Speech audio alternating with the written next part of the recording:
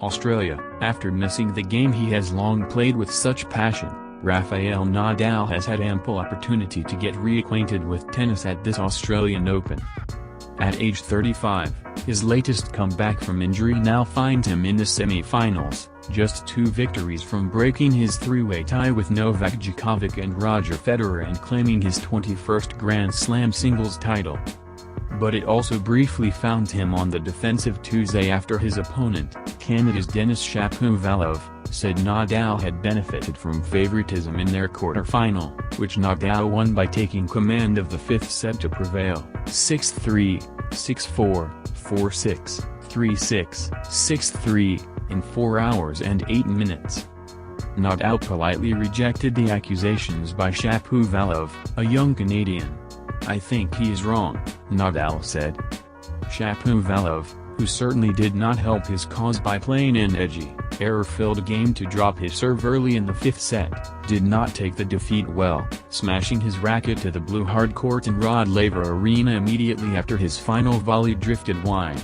It was a stark contrast with Nadal, who has never broken a racket in anger during a match in his nearly 20-year professional career. But Shapovalov was both crestfallen and disappointed with Nadal, the Spanish champion whom Shapovalov first met as a 9-year-old ball boy during the Canadian Open in Montreal and then defeated, Hollywood-style, in the same city in their first match in 2017. However wide-eyed Shapovalov might once have been about the Spaniard, he did not hold back on Tuesday, complaining during and after the match that Nadal was being allowed more time between points than permitted. After winning the first set, Nadal changed his clothes and was slow to leave his chair after the umpire, Carlos Bernardes, called time. Shapovalov took the balls and prepared to serve as he waited, and when Nadal finally made it on court about 45 seconds after Bernardes' announcement, Shapovalov approached Bernardes and said Nadal should have been penalized for the delay. Bernardes did not agree, and Shapovalov returned to the baseline and then approached Bernardes again, saying Nadal still was not ready. Bernardes answered, "You're not ready to play either because you come talk to me." "Are you kidding me?" Shapovalov said as he retreated. "You guys are all corrupt." Shapovalov, 22, received no code violation for the comment, although he could be fined or sanctioned by the Australian Open after further inquiry. Shapovalov later said, apologetically, "I think I misspoke." He was involved in another exchange with Bernardes as Nadal prepared to serve the second game of the second set even though there were still several seconds on the serve clock. Nadal came toward the net. Shapovalov met him there and after a brief exchange play resumed. "It was nothing against Rafa," Shapovalov said. "Rafa was serving, and I would expect the umpire to be looking at Rafa, and the umpire was staring me down. It didn't make sense to me." But Shapovalov was not done complaining about Nadal, arguing with Bernardes after the 4th set that Nadal, who had been examined briefly on court for stomach problems, was stretching the spirit of the rules by taking an extended break off court before the final set for a combined medical evaluation and toilet visit. Nadal explained later that he began feeling poorly late in the second set, most likely because of the hot, humid weather and his long break from the game. He returned to the tour this year after missing 5 months with a chronic foot problem and then contracted COVID-19 in late December at an exhibition in Abu Dhabi. He is seeded 6th in Melbourne, where he won the title in 2009. Editor's Picks. Why Whales Don't Choke. How the air fryer crisped its way into America's heart. They made the most of the opiate crisis. Until they didn't. Shapovalov quizzed Bernardes at length as they awaited Nadal's return, saying that he had not been allowed to combine the 2 breaks at a past tournament. Nadal served 7 minutes after the 4th set had been completed.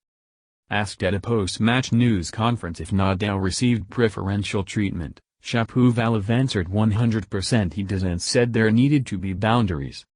"Every other match that I have played, the pace has been so quick because the refs have been on the clock after every single point," Shapovalov said.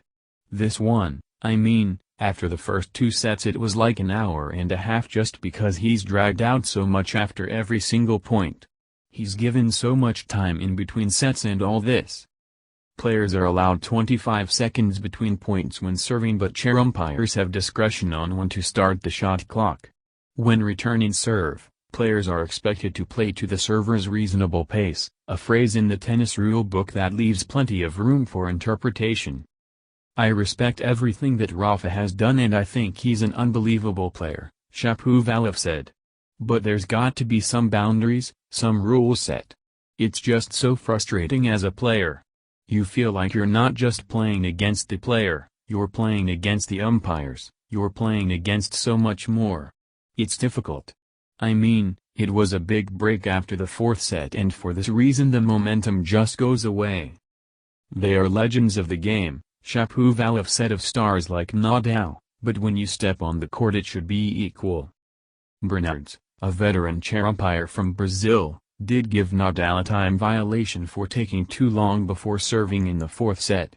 Bernardes and Nadal have not always been in agreement, and Bernardes was kept from working Nadal's matches during a cooling-off period in 2015. But that informal ban soon ended. Nadal rejected Shapovalov's accusations of favoritism and said it was standard practice to take a bit more time to change clothes and equipment after a set played in such steamy conditions. "I think he really was wrong," Nadal said in Spanish of Shapovalov. "When you lose a match like this, you are frustrated. I have a lot of affection for Denis. I think he's a good guy with lots of talent, the talent to win multiple Grand Slams. In no way do I want to get in an argument with him. But I think he's wrong. He's young and when one is young, one makes mistakes." Nadal observed that the rules had been tightened in recent seasons to make it harder to show favoritism to the elite or any player because of the advent of electronic line calling, shot clocks between points and, this season, stricter time limits on toilet breaks. "You have less room now to influence anything," said Nadal, who added that he was not interested in getting an advantage on court. "I really believe that on the court you don't deserve better treatment than the others," Nadal said. "And I really don't want it, and I don't feel I have it." Nadal was often far from his best in the second half of Tuesday's match, missing some of his familiar forehand passing shots on the run by large margins. He also had 11 double faults, a large amount by his standards. But he was able to serve well when he needed it most, including coming up with an ace to save a break point in the opening game of the fifth set and saving 2 more break points in the third game. "I was destroyed honestly, physically, but my serve worked well," Nadal said. "For me, every game that I was winning with my serve was a victory." He got the overall victory, too, and will now have 2 full days to recover before facing number 7 seed Matteo Berrettini or number 17 seed Gael Monfils in the semi-finals on Friday afternoon. Nadal usually prefers to play in the daytime, where conditions are typically quicker and help his topspin forehand penetrate the court. But he looked as if he would have been delighted to play in the shade against Shapovalov. "I'm not 21 anymore," Nadal said wearily in his post-match interview on court.